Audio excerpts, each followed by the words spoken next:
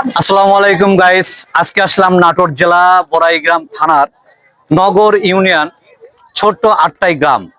এই জায়গাটার নাম হচ্ছে পাঙ্গার দিঘি বলা হয়। গ্রামের ভাষায় হয়তো কোনো ভুল হতে পারে, আমার বলার ক্ষেত্রে সবাই একটু ক্ষমার দৃষ্টি দেখবেন। এই পুকুরটাতে 152 বিঘা জমিতে খনন করা হয়েছে। এখানে বিভিন্ন প্রান্ত থেকে হাজার হাজার মানুষের সমাগম। বিশেষ করে শুক্রবারে একটু মানুষের সংখ্যাটা বেশি। আজকে আমি এখানে প্রথম আসলাম। আসলে আমার জীবনে এত বড় পুকুর কোনোদিন দেখি নাই। আমার দেখে খুব ভালো লাগলো।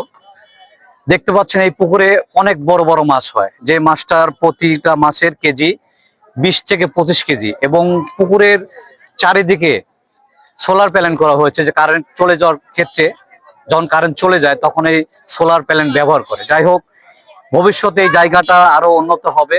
এখানকার যে নগর ইউনিয়ন চেয়ারম্যান আছে, চেয়ারম্যান মহোদয়ের প্রতি দৃষ্টি আকর্ষণ করছি, যেন এখানে মানুষ যাতায়াতের জন্য রাস্তাঘাটের কাজ করা হয়।